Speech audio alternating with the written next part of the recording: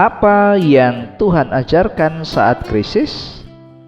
Shalom, saudaraku yang dikasihi Tuhan Yesus Kristus. Tidak ada seorang pun yang ingin mengalami krisis di dalam hidupnya. Namun kenyataannya saudara, setiap orang pasti pernah menghadapi masa-masa sulit. Krisis sering membuat kita takut, bingung, bahkan kehilangan harapan. Pertanyaannya saudara, apakah Tuhan hanya diam ketika kita berada dalam kesulitan? Dalam Kejadian 47 ayat 13-26 ini akan memperlihatkan bagaimana Yusuf memimpin Mesir di tengah kelaparan yang begitu hebat. Krisis itu bukan hanya menguji kemampuan manusia, tetapi juga menjadi sarana bagi Tuhan untuk mengajar umatnya tentang hikmat, ketergantungan, dan pemeliharaan Tuhan. Sebelumnya mari kita bersatu di dalam doa. Bapa di surga, terima kasih karena Engkau tetap hadir dalam setiap musim kehidupan kami, termasuk ketika kami menghadapi masa-masa yang sulit.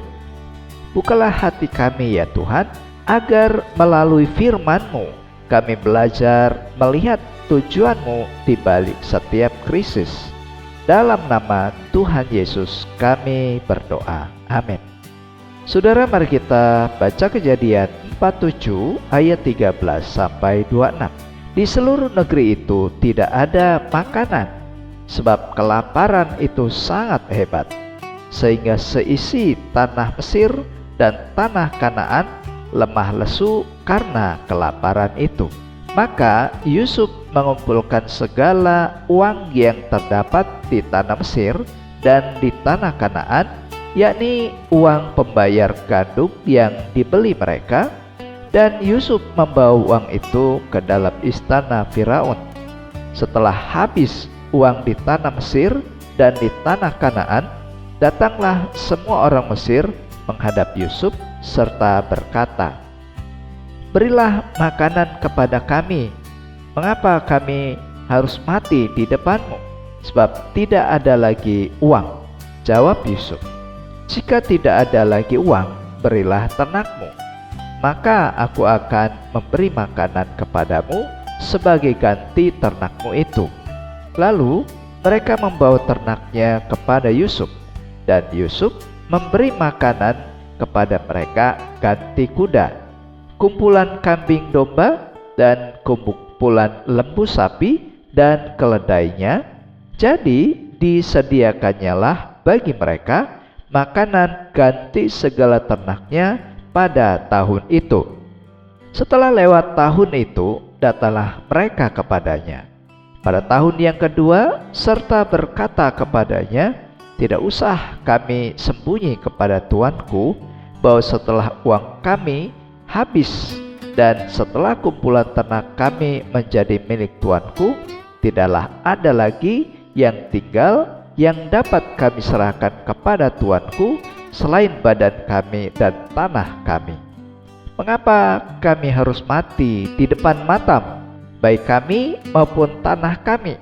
Belilah kami dan tanah kami sebagai ganti makanan, maka kami dengan tanah kami akan menjadi hamba kepada Firaun.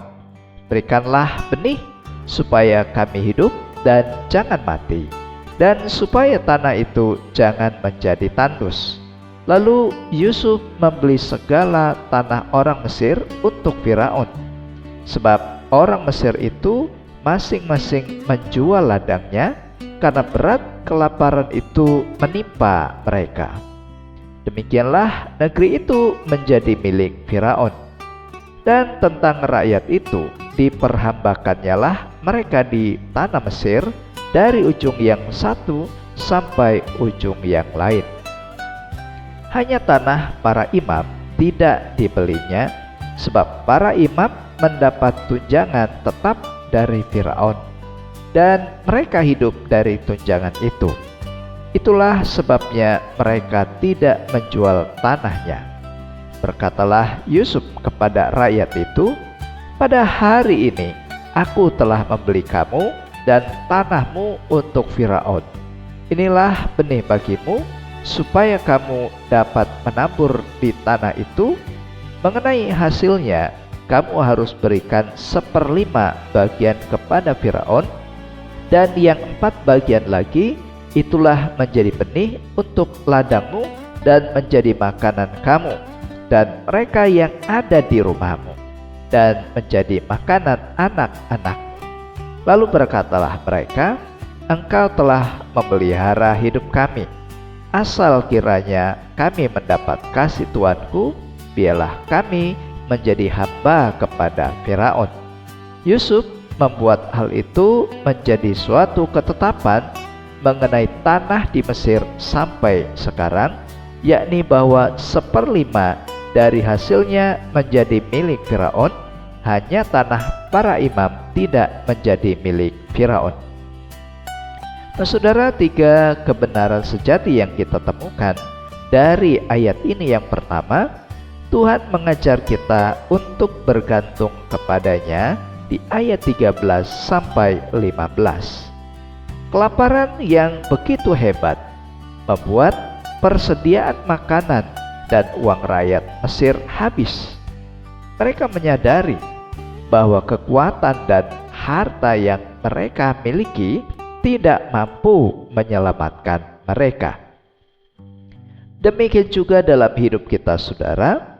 Krisis seringkali menyadarkan kita bahwa manusia memiliki keterbatasan. Ketika semua yang kita andalkan tidak lagi mampu menolong, Tuhan mengajak kita kembali bersandar kepadanya. Krisis sering menjadi jalan bagi Tuhan, saudara, untuk membawa kita semakin dekat kepadanya. Firman Tuhan juga mengingatkan kepada kita bahwa orang yang berharap kepada Tuhan tidak akan dikecewakan. Itulah yang tertulis di dalam Yeremia 17 ayat 7. Diberkatilah orang yang mengandalkan Tuhan, yang menaruh harapannya kepada Tuhan. Dan yang kedua, saudara, Tuhan mengajar kita bertindak dengan hikmat di ayat 16 sampai 22. Yusuf tidak mengambil keputusan secara tergesa-gesa. Dengan hikmat yang Tuhan berikan, ia mengelola persediaan pangan sehingga rakyat tetap dapat bertahan hidup. Iman kepada Tuhan tidak berarti kita mengabaikan tanggung jawab, saudara. Sebaliknya, Tuhan ingin kita menggunakan hikmat, bekerja dengan sungguh-sungguh, dan mengambil keputusan yang bijak. Ya, iman dan hikmat harus berjalan bersama.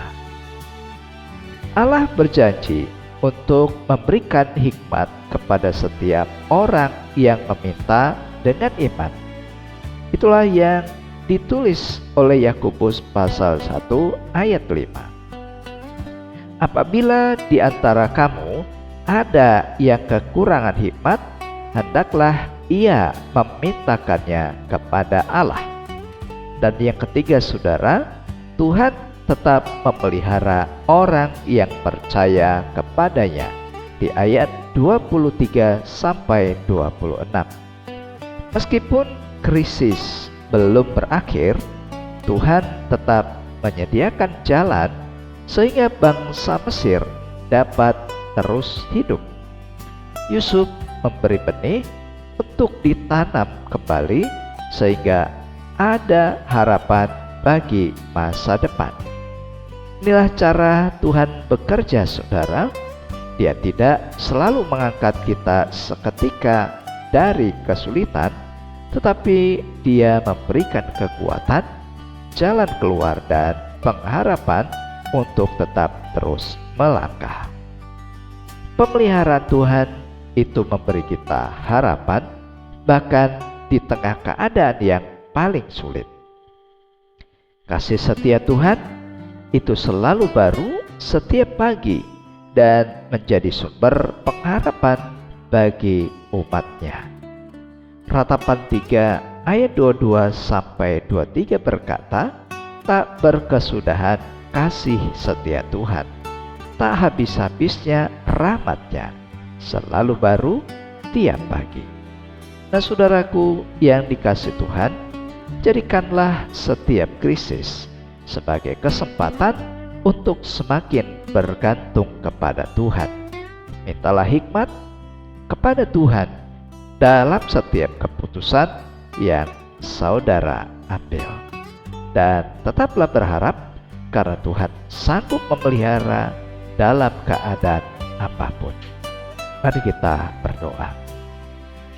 Bapa yang penuh kasih, terima kasih karena Engkau tidak pernah meninggalkan kami dalam masa-masa sulit.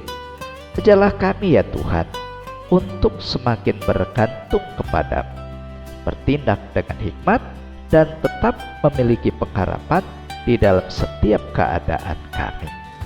Berkatilah saudaraku yang membaca dan merenungkan firman Tuhan ini dalam hidup mereka dengan berkat yang berkelimpahan.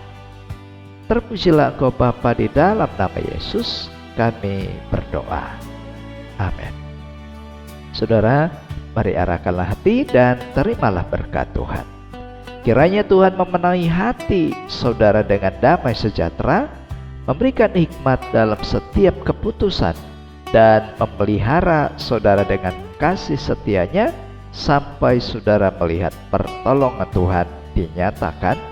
Dan kiranya kasih karunia Tuhan Yesus Kristus, kasih dari Allah Bapa, dan dalam persekutuan dengan Allah Roh Kudus menyertai saudara sekalian dari saat ini sampai terus kekal selama-lamanya. Amin. Krisis tidak selalu mengubah keadaan seketika, tetapi dapat mengubah hati kita untuk semakin percaya kepada Tuhan. Jika membutuhkan doa, konseling, atau percakapan pribadi, saudara bisa hubungi nomor yang tertera pada video ini. Demikian firman Tuhan hari ini saudara. Terima kasih, Tuhan Yesus memberkati, dan selamat beraktivitas. Sampai jumpa pada seri Renungan SKS berikutnya. Shalom.